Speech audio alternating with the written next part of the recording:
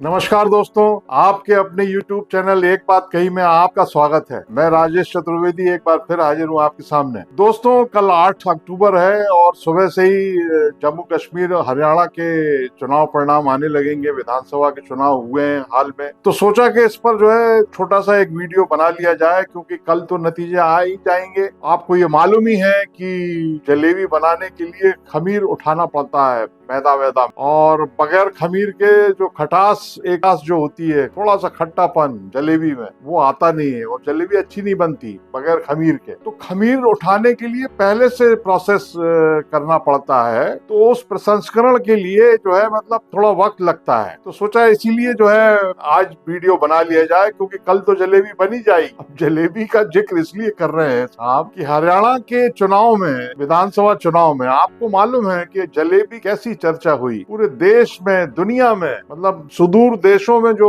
NRI बैठे हुए हैं, जो एक्टिव हैं, जो भारत की गतिविधियों पर, यहाँ जो सियासत चल रही है, राजनीति चल रही है, उस पर सतत निगाह बना कर रखते हैं। उन सबको भी मालूम है कि जलेबी आजकल क्या है, मतलब, और उसका संबंध कल के चुनाव से कैसे बना हुआ है या बन गया है जलेबी का, और वो भी मातूराम की जलेबी, हरियाणा वाले मातूराम। तो खमीर उठा दिया गया है और सुबह जलेबी बन जाएगी। अब कांग्रेस की जलेबी बनती है खासकर इन दो राज्यों में, और के भारतीय जनता पार्टी की बनती है, या एनडीए की बनती है, या वो इंडिया की बनती है, क्योंकि दोनों ही ये जो गठबंधन है यही मुकाबले में, हरियाणा में कांग्रेस और बीजेपी के बीच सीधा मुकाबला है, और जम्मू कश्मीर में एनडीए और इंडिया गठबंधन का मुकाबला है। तो हरियाणा की बात करेंगे, क्योंकि जलेबी का जो जिक्र आया वहीं आया। राहुल गांधी ने असल में एक सभा में ये कह दिया कि भाई देश की आर्थिक हालत ये है कि दो लोगों को पूरा पैसा दिया जा रहा है, और यहाँ मातूराम साहब की जलेबी चखी तो बड़ी अच्छी लगी, मैंने अपनी बहन को भेजी। फिर उन्होंने कह दिया कि मातूराम जी अगर लोन लेने जाएंगे तो इनको लोन नहीं मिलेगा, ये लेंगे ही नहीं, क्योंकि सारा पैसा तो उन दो लोगों को दिया जा रहा है, जैसा वो बोलते हैं हर सभा में। वहां भी यही बोला उन्होंने, लेकिन उन्होंने अपनी बात में ये कर दिया कि आज मान लीजिए मातूराम जी की दुकान में 100 लोग काम कर रहे हैं, तो फैक्ट्री जब हो जाएगी तो उसमें हजारों लाखों लोग काम करेंगे, क्योंकि ये विदेश जाएगी, देश भर में जाएगी जलेबी। बस बीजेपी का जो आईटी सेल है वो उसको ले उड़ा साहब, और वो फैक्ट्री, मतलब राहुल गांधी कैसी मूर्खतापूर्ण बातें कर रहे हैं। उन्हें यही नहीं पता है कि मतलब जलेबी फैक्ट्री में बनती है कि कढ़ाई में बनती है, और उसको मतलब कपड़े से ऐसे ऐसे ऐसे गोल गोल किया जाता है। तो उधर उसका काउंटर शुरू हो गया, मतलब आईटी सेल ने जगह जगह पहुंचा दिया। देश के कई हिस्सों में जो है लोग भिड़ गए एकदम, सोशल मीडिया पे मीम बन गए, वीडियो बन गए, फेसबुक पे और इंस्टाग्राम पे, और पता नहीं कहाँ कहाँ वो जलेबी जो है बड़ी बड़ी मशीनें लगा के फोटो, और ये बड़ी बड़े, मतलब कोई मुद्दा है ही नहीं सिवाय जलेबी के, कोई विषय नहीं, कोई लोगों की समस्याएं नहीं, तकलीफ नहीं, ये हालत हो गई। तो हमने भी सोचा कि भाई जलेबी से ही शुरू किया जाए, क्योंकि राजनीति में बातों की जलेबी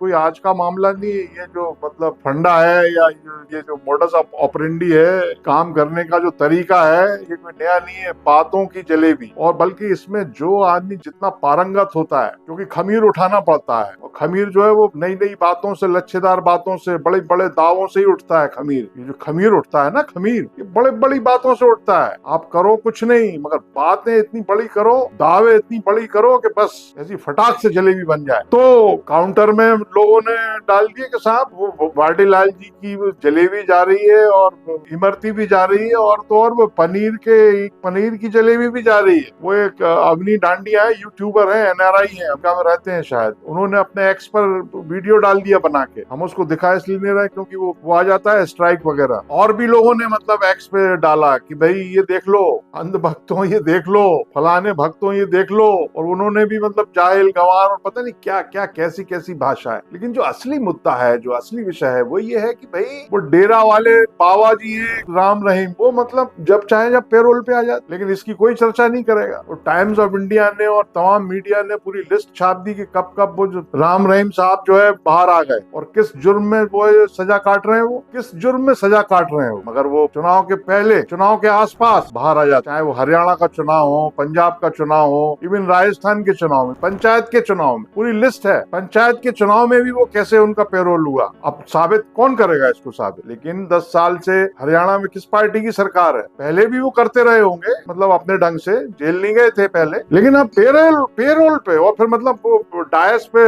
तत्कालीन मुख्यमंत्री जी खट्टर साहब के साथ, मनोहर लाल जी खट्टर और बाबा जी साथ बैठे हुए हैं, वो तस्वीरें वायरल हो रही हैं। लोग फिर अंदाजा लगा लेते हैं, लोग जो समझदार हैं वो समझ जाते हैं तुरंत। अच्छा, लोग समझदार भी होते हैं, ऐसे नहीं है, कई सारे लोग समझदार हैं और कई सारे लोग भक्त होते हैं, तो भक्तों पे तो कोई फर्क पड़ता नहीं है, मगर समझदार आदमी को जरूर ये दिमाग में हैमरिंग होती है, हथौड़ा चलता है कि भाई ये क्या हो रहा है, लेकिन इसकी कोई कहीं चर्चा नहीं हो। मोदी जी को भी शायद पता नहीं होगा, मोदी जी की हो सकता है जानकारी में ना हो, उनके संज्ञान में ना लाया गया हो, वरना वो पूछते सवाल, भाई ये क्या है, ये क्यों होता है चुनाव के पहले, क्योंकि पेरोल के लिए शायद सरकार का कुछ रोल होता है उसमें, मतलब एडमिनिस्ट्रेशन जो है लिख के देता है भाई इनको जरूरत है, फला काम है, इनका हेल्थ गड़बड़ है, या इनको ये तकलीफ हो रही है, इससे में दर्द हो रहा है इनको शरीर में, तो ये थोड़ा बाहर आना चाहते हैं, या परिवार में घर में कुछ जरूरी काम है, पेरोल मिलती है, उसका नियम है, प्रावधान है। लेकिन ये जो नियम प्रावधान है ये कैसा एकदम संयोग कह लीजिए या क्या है, मतलब कि चुनाव के आसपास ही बैठता है एकदम। एक तरफ तो ये हो रहा है, दूसरी तरफ वो बेचारे लद्दाख के जो है सोनम वांगचुक, जो 3 इडियट में आमिर खान ने जो किरदार निभाया था, समाज सेवी सोनम वांगचुक, वो दिल्ली पहुंचते हैं और उनको हिरासत में ले लिया जाता है, फिर छोड़ दिया जाता है, फिर बात कोर्ट तक पहुंचती है, अभी भी शायद दिल्ली में है वो, गांधी जी की समाधि पे जाना चाहते थे, मतलब राजघाट। तो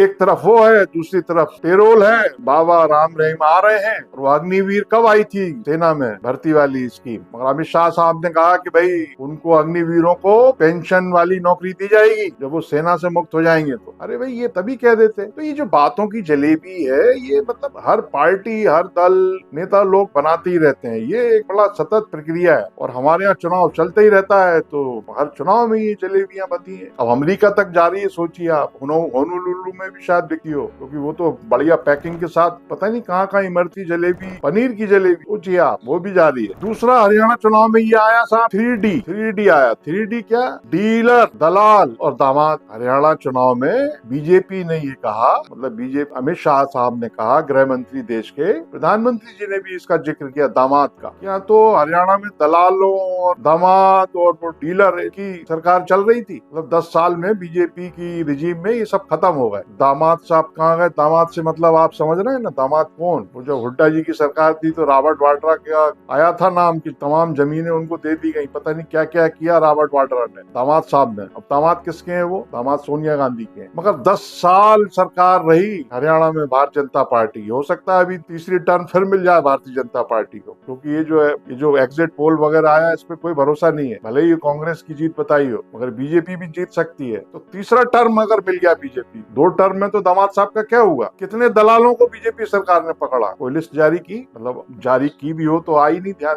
नजर देखने में आई नहीं है। कितने डीलर अंदर गए जो कांग्रेस के समय में मतलब डीलर चला रहे थे, दलाल चला रहे थे, दामाद चला रहे थे, तो भैया ये कितने लोगों को हुआ का मतलब पता चला कि अब हमारी सरकार नहीं रही। वो लिस्ट है कहाँ? वो लिस्ट भी नहीं है। तो ये जो जो जलेबी है, बातों की जलेबी है, इसको ग्रहण करिए, इसका रंग देखिए, इसका स्वाद लीजिए, बाकी जो चल रहा है चलता रहेगा, जलेबी बनती रहेगी, खमीर उठता रहेगा और चुनाव के नतीजे आते रहेंगे। अब सुबह देखना है, कल 8 तारीख को सुबह चालू हो जाएगा, मतलब खमीर बन चुका होगा सुबह तक और जलेबी बनने लगेगी, कढ़ाई सज जाएंगे, तो चाशनी में डाला जाएगा, तो लोग दोना पकड़ के जो है जलेबी का रसा स्वादन करेंगे। हमको यही देखना है किसकी बनती है जलेबी। एक बात कही दोस्तों, इस वीडियो में इतना ही। अगर ये आपको पसंद आया हो तो इसको लाइक करें, शेयर करें और चैनल सब्सक्राइब जरूर कर लें, इससे हौसला बहुत बढ़ता है। नमस्कार।